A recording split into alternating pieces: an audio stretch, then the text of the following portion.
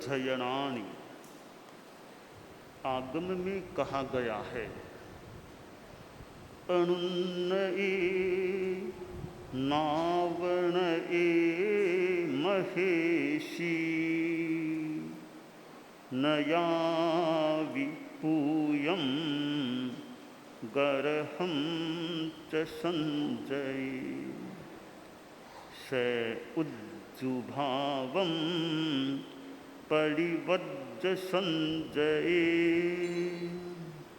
निब्बाणमग्गं विरए उवेई। निर्वाण मार्ग को कौन प्राप्त कर सकता है? आगम में बताया गया है स उज्जु भावम परिवज्ज संजय। ऋजु भाव को स्वीकार कर जो विरत है वह निर्वाण मार्ग में उपस्थित हो जाता है, निर्वाण मार्ग पर आगे बढ़ सकता है और कभी निर्वाण को प्राप्त भी कर लेता है, परंतु उसके लिए विरत होना अपेक्षित है। जब तक साधुत्व नहीं आएगा तब तक मोक्ष मिल ही नहीं सकता।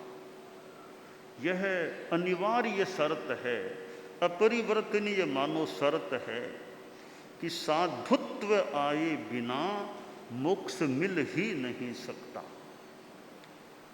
कोई कह दे भाई मरुदेवा माता ने साधुपना लिया था क्या, साध्वी का वेश धारण किया था क्या मरुदेवा माता ने? यह तो बाहर का साधुपना है, यह वेश बदलना तो बाहर का साधुपना है, भीतर का साधुपना अलग है। उपकरणों में साधुपना नहीं होता है। कोई कहे मुख वस्त्रिका हमारी उपयोगिता हो सकती है, पर मुख वस्त्रिका में कोई साधुपना नहीं है। कि पूंजनी में साधुपना है, प्रमार्जनी पूंजनी हमारी अहिंसा की साधना में सहयोगी बन सकती है, पर पूंजनी में कोई साधुपना नहीं होता है। तो पछेवड़ी ओढ़ ली, कपड़े ये पहन लिए, साधु बन गया, यह साधुपना नहीं है। कपड़ा पहनना मात्र साधुपना नहीं होता है। यह तो उपकरण है, उपकारक सहयोगी बन सकते हैं, पर साधुपना तो मूल आत्मा में होता है, भावों में, परिणामों में, अध्यवसायों में साधुपन हो सकता है। इसलिए सिद्ध के जो 15 प्रकार बताए गए हैं, तो वो यानी पूर्व अवस्था से जो सिद्ध बनते हैं, प्रथम समय के जो सिद्ध हैं, मान लो 15 जो प्रकार हैं। गृहलिंगी सिद्ध, गृहस्थ के वेश में भी कोई जीव, कोई मानव सिद्धत्व की ओर अग्रसर हो जाए, सिद्धत्व को प्राप्त कर ले, तो इन कपड़ों में साधुपना होता तो गृहलिंगी सिद्ध कैसे बन सकता था? तो बाहर का परिवेश एक व्यावहारिक रूप में अवगति कराने वाला, पहचान कराने वाला भी हो सकता है और सहयोगी भी बन सकता है। और साधुपना भीतर है, भावों में है। जैसे वो कहा गया आया चेव अहिंसा, आया हिंसत्य निच्छओ एस, निच्छओ एस, जो होय अपमत्तो अहिंसओ हिंसओ इयरो। एक निश्चय नई की बात बताई कि आत्मा ही अहिंसा है और आत्मा ही हिंसा है। अहिंसा भी भीतर में है और हिंसा भी मूलतः भीतर में है। कि कसौटी क्या, जो अप्रमत्त है वह अहिंसक है, जो प्रमत्त है वह हिंसक है। तो साधुपन आत्मा में ही साधुपन होता है और आत्मा में ही असाधुत्व होता है। कि मोक्ष प्राप्ति करना है तो उसकी मेन शर्त है, मेन कसौटी है राग द्वेष मुक्ति। राग द्वेष मुक्ति तो अनिवार्य शर्त है, उसमें कोई विकल्प नहीं हो सकता कि राग द्वेष मुक्ति नहीं कर सकते तो और कोई काम कर लो, एक पंचोला कर लो, भले राग द्वेष मुक्ति मत करो, कोई विकल्प नहीं है। परीक्षा होती है विद्यार्थियों की, तो कई बार प्रश्नों में विकल्प दिए जाते हैं, यह उत्तर दो अथवा इसका उत्तर, इसका दो अथवा इसका दो, इनमें से कोई तीन का उत्तर दो। यूँ विद्यार्थी को सुविधा दी जाती है, अथवा ऐसा लगा करके महाप्रज्ञ श्रुताराधना पाठ्यक्रम का हम परीक्षण हुआ तो हमने तो कोई विकल्प नहीं दिया, निर्विकल्प है, इसी का उत्तर दे सको तो दो, बस कोई विकल्प नहीं दिया हमने। और भी एग्जाम में मैंने परीक्षा थोड़ी मैंने ले ली, वो साध्वी जी का परीक्षा देनी है महाप्रज्ञ श्रुताराधना पाठ्यक्रम का, वो सप्तम पत्र का अंतिम अब वो पत्र है परीक्षा का, वो परीक्षा मैं ले लूँ तो वो अंक देने का जिम्मा वैसे मुख्य मुनि को दे दिया, यार मैं भी फाइनल फिर मैं भी अंक देने में ध्यान दे लूँ भले, पर प्रश्न करता मैं हूँ। तो वो जैसे वायुवा, वो वायुवा होता है वैसे वायुवा लिया। तो दो हमारे साध्वी जी, साध्वी स्वस्तिक प्रभा फिर साध्वी प्रशस्त प्रभा, दोनों का वायुवा, तो मैंने कहा वायुवा मैं ले लेता हूँ। तो साध्वी जी आ गए, वो वायुवा लिया। तो अनेक प्रश्न 10 प्रश्न पूछे, दोनों को 10-10 प्रश्न पूछे, तो 10 में विकल्प कुछ नहीं है कि यह बताओ, ये एक ही है हमारा, इन्हीं का उत्तर दे सको तो दो। तो दोनों साध्वियों का वो वायुवा लिया गया और दोनों ने उत्तर भी दिए, तो उत्तर काफ़ी संतोषजनक दे दिए। हमारे मुख्य मुनि थे वैसे तो अंक दान करने वाले, मैं भी फाइनल करने में मैं भी फिर था देखने में अंक कितने आने चाहिए। तो स्वस्तिक प्रभा के तो 95 इन 100, 95, और प्रशस्त प्रभा के 94 इन 100, दोनों के इतने अंक भी आ गए। तो वायुवा बहुत महत्वपूर्ण चीज़ है इसमें। साध्वी का जो कठिन परीक्षा थी, उनको कठिन हो पर वो वायुवा है, एकदम विश्वास भी, अच्छा श्रम किया लगता है, अच्छी तैयारी हुई है। तो फरमा दो भंते महाप्रज्ञ श्रुताराधना का पाठ्यक्रम परम पूज्य आचार्य वर्ग की अंतर्दृष्टि का सुपरिणाम है। चेन्नई में समीक्षा परिषद हो रही थी और अचानक आचार्यवर ने फरमाया कि हम महाप्रज्ञ शताब्दी मना रहे हैं तो हम एक पाठ्यक्रम भी तय करेंगे। और गुरुदेव ने किसी से कोई सलाह नहीं मांगी, कोई परामर्श नहीं मांगा, और ऐसे लग रहा था भीतर से कुछ निकल रहा है। एक वर्ष का प्रथम पत्र में ये होगा, दूसरे में ये, तीसरे में ये, चौथे में वे, पांचवें, और एक साथ 7 वर्ष के पत्र परम पूज्य आचार्यवर ने निश्चित कर दिए। उसमें आगम साहित्य भी था और भिक्षु साहित्य भी था, और उस समय के प्राय वही पाठ्यक्रम चल रहा है। चूँकि कुछ हमारे आगम उपलब्ध नहीं थे, उसके कारण कुछ परिवर्तन करना पड़ा। तो जो 7 वर्ष का जो अंतिम पत्र था वह सबसे कठिन था। हमारी साध्वियाँ सामान्य रूप से वाइवा देने के लिए जाती हैं अपनी पीएचडी का, तब भी डर लगता है, धर कांपने लगती है। और फिर परम पूज्य आचार्यवर की सानिध्य में परीक्षा देनी, और वो भी किसकी परीक्षा देनी, सामान्य किताबें नहीं है। आचार्यवर ने ये नहीं बताया कि अमुक आगम ध्यान दे लो, अमुक आगम ध्यान दे लो। जितने आगम पढ़े हुए हैं भगवती भाष्य पढ़ा हुआ है, आचारांग भाष्य पढ़ा हुआ है, उपासक दशा पढ़ी हुई है, अनयोग द्वार पढ़ा हुआ है। आचार्यवर किसी से भी कुछ भी पूछ सकते हैं।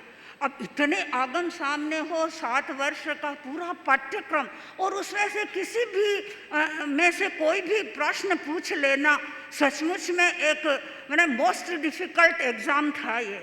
और मुझे सात्विक गौरव की अनुभूति होती है कि हमारी साथियों ने आचार्य वर्ग के सामने उन कठिन प्रश्नों का उत्तर दिया।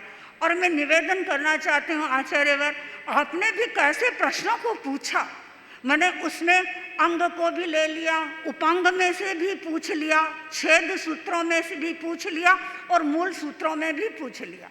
यानी आगम के जितने विकल्प थे सब विकल्पों को आचार्यवर ने उसमें टच कर लिया। और हमारी साधियाँ बड़ी साहस के साथ में अपना ज्ञान का परिचय दे रही थी और उन्होंने कितना अच्छा कार्य किया। मैं परम पूज्य आचार्यवर के सान्निध्य में इनके लिए कुछ कहूँ जरूरी नहीं है, पर आचार्यवर ये सब आप श्री का आशीर्वाद था, आप श्री की अनुकंपा थी, आप श्री का मार्गदर्शन था और आप श्री की ही प्रेरणा थी कि जिसके कारण इन्होंने इतना गहन अध्ययन किया और आप श्री की परीक्षा में ये उत्तीर्ण हुई। ओम अर्हं।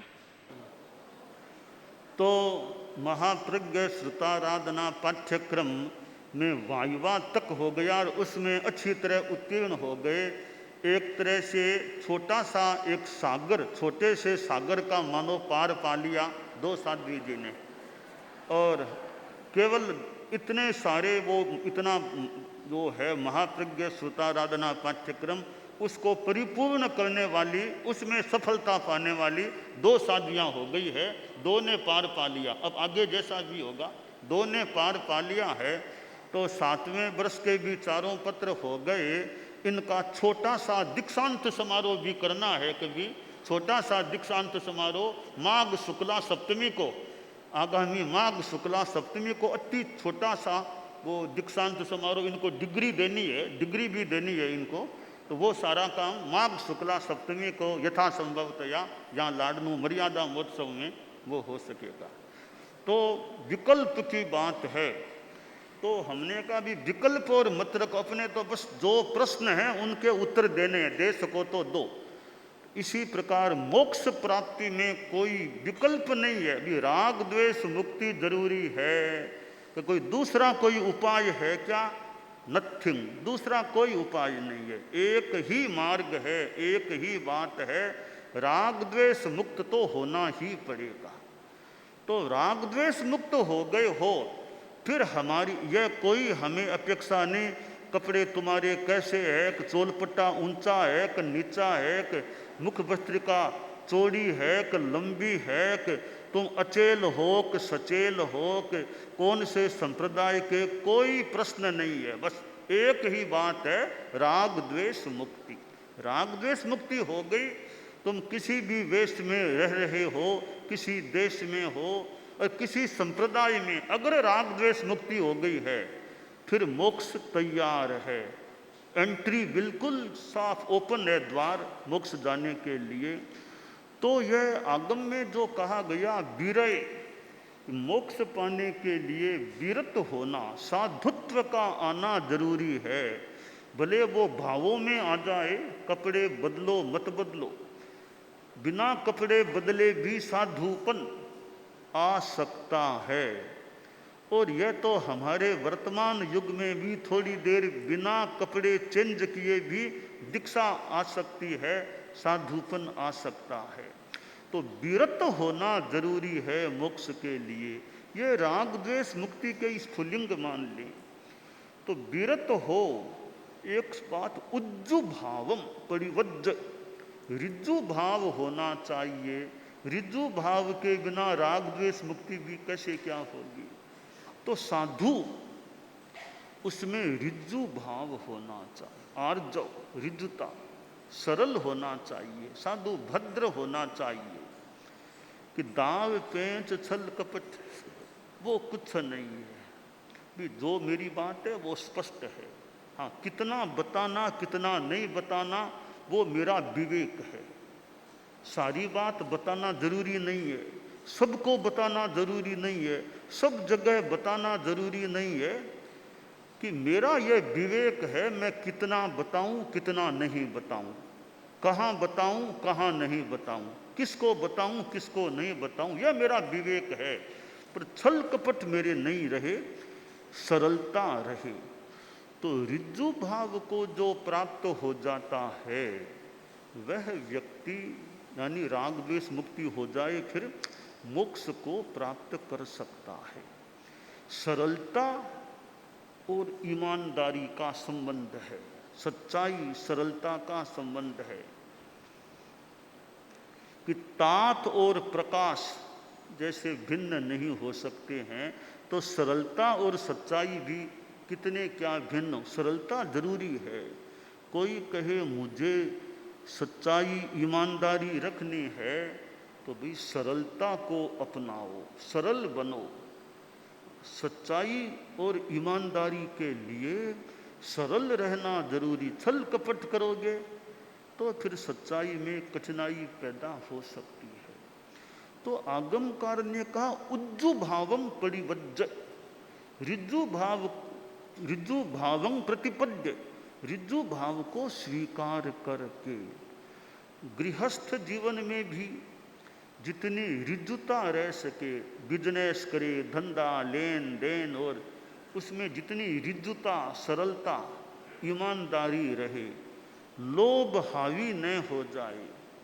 किसी ने कुछ राशि किसी को दी, भाई मैं तो जा रहा हूँ, यह रकम अभी तुम रख लो, मेरे गहने कुछ कीमती चीज़ें तुम्हारे पास रख लो, मैं 1-2 महीने की यात्रा पर जा रहा हूँ। विश्वास करके कीमती चीज़ें अपने मित्र को सौंपी, वापिस आऊँगा तब संभाल लूँगा। यात्रा करके वापिस आता है, मित्र से मिलने के लिए उसके घर गया, मित्र ने नाम ही नहीं लिया कि आपकी संपत्ति आप संभाल लो, नाम ही नहीं लिया। आखिर इसी ने कहा भैया वो मेरा सामान अब ले जाऊं कहाँ है। कौन सा सामान, कौन सा सामान? तो वो जो रकम रखी थी, वो गहने हैं, मुझे कब दिया था, कब दिया था मुझे। पूरा इनकार हो जाए तो कितनी बड़ी बेईमानी, कितनी बड़ी एक असरलता की बात है। तो दूसरे ने दी थी तुम्हें रखने के लिए, अब उसको हड़पने का प्रयास हो रहा है। अभी तुमने कब दी थी, बिल्कुल नहीं दी थी। यह असरलता गृहस्थ जीवन में भी नहीं करनी चाहिए। दूसरे की चीज़ है, मैं क्यों मालिकाना करूं उस पर। तो सच्चाई ईमानदारी रखना है तो हमें सरलता भी रखनी ही चाहिए। तो उज्जु भावम, आगमकार ने कहा अनुन्नये नावणये महेशी, महर्षि न तो उन्नत बने और न अवनत बने। चलना है तो भी उन्नत नहीं, बहुत ज्यादा मुंह ऊंचा करके मत चलो, ऊपर देखते हुए चलते हो। साधु ऊंचा देखता देखता न चले और न एकदम नीचा होकर के चले, एकदम मुंह को ऐसे मत करो। हमारे छोटे संत हैं, इरिया समिति की दृष्टि से छोटी वो साध्वियाँ भी वो समणियाँ भी, एकदम ऊंचा मुंह करके भी नहीं चलना चाहिए सामान्यतया, एकदम नीचा करके भी नहीं। युग प्रमाण भूमि दिखाई दे सके ऐसे मुख की मुद्रा करके चलो। कदाचित इधर उधर देखना हो तो मान लो देखना पड़े, बाकी शरीर प्रमाण भूमि को देख कर चलना, न उन्नत होकर चलना और न अवनत होकर चलना। भावों में भी उन्नत पूजा आदि मिल जाए तो आदमी थोड़ा अहंकार में आ जाए कि मेरा मान सम्मान पूजा ये सब हो रहे हैं, तो आदमी में कुछ अहंकार के भाव, तो साधु को अहंकार के भावों में भी नहीं जाना। जे न वंदे नशे कुप्पे वंदियो न समुक्क से, वंदना नहीं करे तो कुपित नहीं होना, और वंदना करे तो उत्कर्ष नहीं करना, अहंकार का भाव नहीं करना। कोई ग्रहा भी कर दे तो दुखी नहीं बनना, निंदा ग्रहा कुछ कर दे इन चीज़ों में आसक्ति भी नहीं रखना। तो यह साधना का जीवन है। यह तो भावों की शुद्धि, भाव शुद्ध बने रहें, क्योंकि कर्मों का बंधन होता है। तो ये भाव हमारे कैसे हैं, अध्यवसाय परिणाम कैसे हैं कि अध्यवसाय शुभ होते हैं। छोटे छोटे जीव अध्यवसाय शुभ हो जाते हैं, उनकी भी आत्मा का विकास हो सकता है। अध्यवसाय खराब हैं तो आगे दुर्गति भी हो सकती है। इसलिए अध्यवसाय शुभ हैं या अशुभ हैं, ये बेंद्री तेंद्री ऐसे जीव हैं भी अध्यवसाय शुभ हैं तो उनका विकास भी हो जाए। एक केंद्रीय तक के जीव हैं भी उनके भी अध्यवसाय कैसे हैं। तो साधु के भाव परिणाम वे हमेशा निर्मल रहने चाहिए, शुद्ध रहने चाहिए। साधु छल कपट से बचने का प्रयास करे, अवांछनीय होशियारी नहीं करनी चाहिए। आचार्य जी विराजमान थे, बड़ा समुदाय साधु साधियों का, और यदा कदा कोई साधुओं की ओर की कभी शिकायत है और ऐसी बात भी, कभी उनकी बात कभी उनकी बात। एक साधु के बारे में कोई शिकायत आचार्य जी के पास आई, यानी आचार संबंधी कोई गलती हुई है, ऐसी बात आई। तो आचार्य जी ने समय पर उन मुनि जी को याद किया। मुनि जी आए तो आचार्य जी ने बात शुरू की और पूछा, ऐसी बात हमारी जानकारी में आई है, ऐसी कोई घटना घटी है क्या? मुनि जी थोड़े होशियार थे यूँ बात करने में और में थोड़ा इधर उधर, तो बात को तोड़ मरोड़ ऐसे वैसे करके गोल मटोल कुछ करके उत्तर देने लगे। तो आचार्य जी ने कहा, रे ये ऐसे मत करो, तुम गोल मटोल बात को है वैसी साफ बताओ। तो आचार्य जी ने एक वाक्य फरमाया, कहा कि देखो, गुरु के सामने होशियारी नहीं छांटनी चाहिए, कि गुरु के सामने ज़्यादा होशियारी नहीं छांटनी है, वैसी बात बता दो क्या घटना घटी थी। तो सरलता है तो शुद्धि अच्छी हो सकती है। भी गलती हुई है तो है वैसी बताओ बात।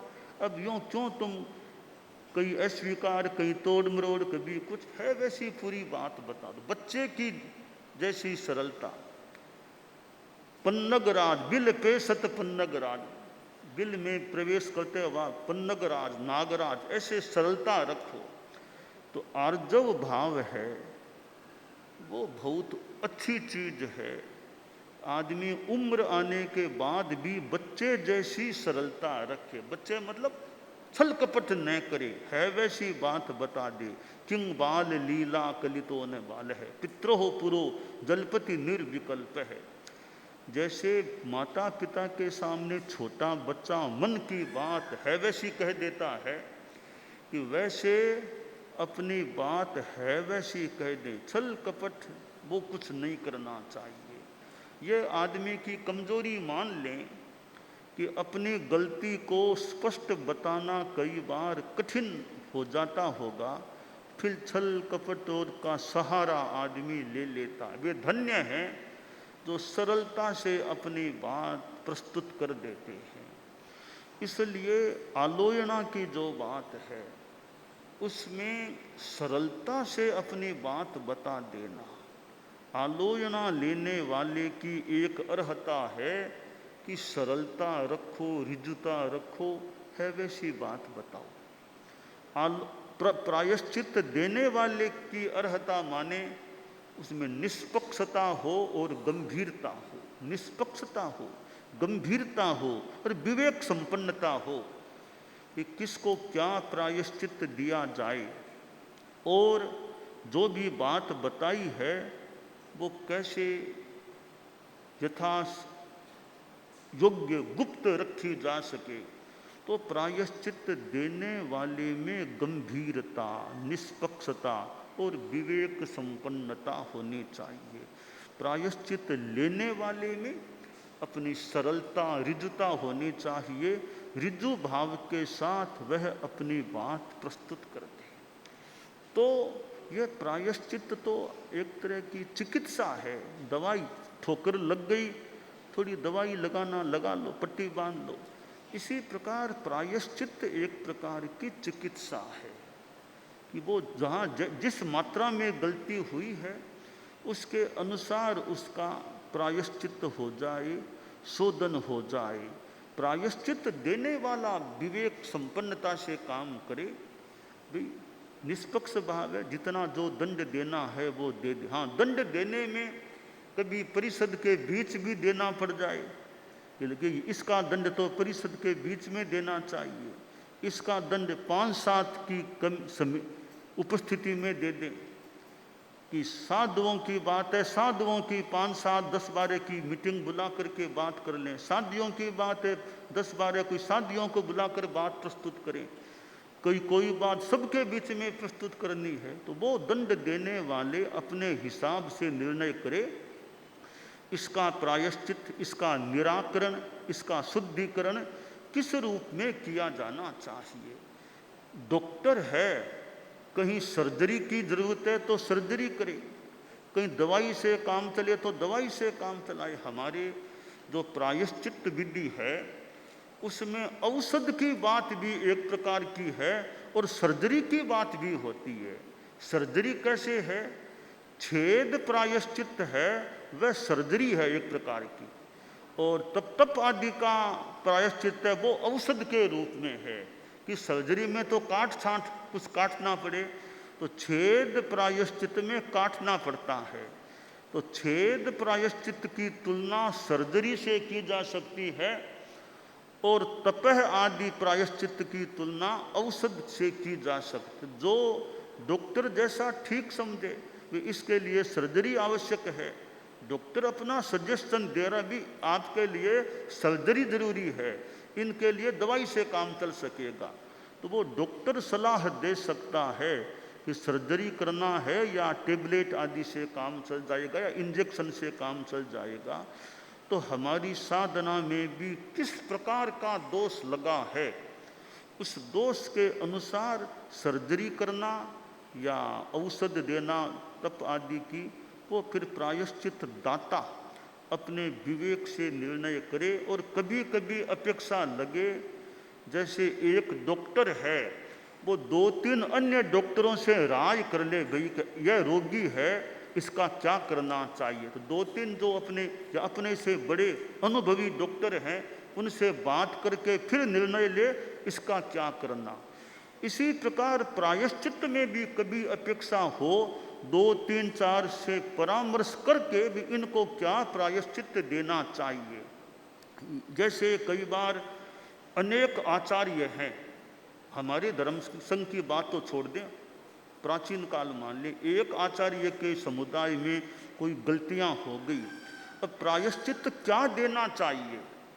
तो आचार्य जी सोचते हैं भी मैं निर्णय ले लूं, पर क्यों नहीं मेरे जो और समकक्ष आचार्य हैं मैं उनसे भी राय लूं कि क्या प्रायश्चित देना चाहिए। तो आचार्य अपने शिष्यों को भेजे अन्य आचार्य के पास, अपना लिखित में दे दे भी ये मेरी बात है, इसका जवाब आप दे देना। तो उनके शिष्य अन्य आचार्य के पास जाएं, उनका परामर्श लेकर वे गुप्त रूप में लेकर के आ जाएं, अपने आचार्य श्री को बता दें। फिर आचार्य जी पढ़ करके कि अब मुझे क्या प्रायश्चित देना चाहिए। तो कभी विशेष कोई बात हो तो खैर हमारे यहाँ तो आचार्य एक ही हैं, तो चाहे तो बहुश्रुत से भी चाहे अपेक्षा लगे तो बहुश्रुत आदि को बिठाकर उनकी राय मांग ले भी ऐसी गलती पर क्या प्रायश्चित दिया जाना चाहिए। हमारे आगमों को भी देख लें, निश्चित आदि को देख लो, हमारी परंपरा की बातों को भी देख लें, वर्तमान की स्थिति को भी देख लें। सारा देखने के बाद फिर आचार्य निर्णय ले लें कि ऐसी गलती हुई है, इसका यह प्रायश्चित, यह दंड, यह व्यवस्था होनी चाहिए। तो विशेष परिस्थितियाँ हो तो आचार्य स्वयं निर्णय कर लें, भले जरूरत लगे तो 2-3-4-5 चारित्रात्माओं को बुलाकर उनके सामने बात रखकर उनकी भी सलाह लेकर फिर अपना निर्णय दे दें। निर्णय का अंतिम अधिकार मान लो आचार्य श्री का, चाहे तो वो कईयों के परामर्श लेकर के फिर निर्णय ले लें। इसी प्रकार कोई संघीय निर्णय भी लेना हो छोटा मोटा तो भी चिंतन भी आचार्य खुद भले निर्णय ले लें, कोई बात नहीं। अपेक्षित लगे या उचित लगे तो कईयों को बिठा कर उनकी राय मांग ले भी आपकी क्या राय है, राय आ जाए, फिर वो राय ठीक लगे तो उस प्रकार से अपना निर्णय करके वो कोई संघ में कोई कल्प अकल्प आदि का निर्णय करना हो तो उस रूप में फिर आचार्य अपना निर्णय दे दें भी। इस विषय में हमारी संघ की यह व्यवस्था निर्धारित की जा रही है।